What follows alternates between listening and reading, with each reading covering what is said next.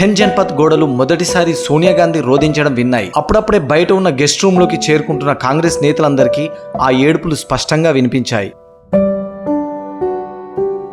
తన హత్యకు కొన్ని గంటల ముందే అమెరికా అధ్యక్షుడు జాన్ ఎఫ్ కెనడీ ఒక మాట అన్నారు. అమెరికా అధ్యక్షుని ఎవరైనా చంపాలనుకుంటే అది పెద్ద విషయమేం కాదు. నన్ను చంపినందుకు ఆ హంతకుడు కూడా తన జీవితాన్ని వదులుకోవాలని నిర్ణయించుకోవాలి. అలా జరిగితే ప్రపంచంలో ఏ శక్తి నన్ను కాపాడలేదు. 1991 మే 21 రాత్రి 10 గంటల 21 నిమిషాలకు తమిళనాడులోని శ్రీపెరంబదూర్లో ఇలానే జరిగింది.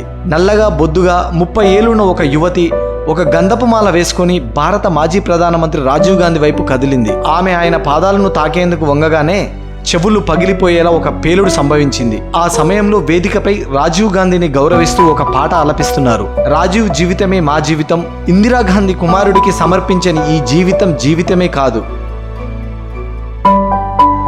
ఆ సంఘటన జరిగిన రోజు అక్కడే ఉన్న జర్నలిస్ట్ నీనా గోపాల్ ఈ విధంగా చెప్పుకొచ్చారు. నా కళ్ళ ముందే బాంబు పేలింది. నేను సాధారణంగా తెల్ల బట్టలు వేసుకోను. ఆ రోజు హడావిడిగా ఒక తెల్ల చీర కట్టుకున్నాను. బాంబు పేలగానే నేను నా చీర వైపు చూశాను. అది మొత్తం నల్లగా మారిపోయింది. దానిపైన మాంసం ముద్దలు, రక్తపు చుక్కలు పడ్డాయి. నేను బతికానంటే అది ఒక అద్భుతమే. నా ముందు నిలబడ్డ వారందరూ ఆ పేలుల్లో చనిపోయారు. బాంబు పేలడానికి ముందు చిటపటమనే టపాసులు పేలిన శబ్దం వచ్చింది. వెంటనే నిశ్శబ్దం ఏర్పడింది. ఆ తర్వాత భారీ శబ్దంతో బాంబు పేలింది. నేను ముందుకు పరిగెత్తా.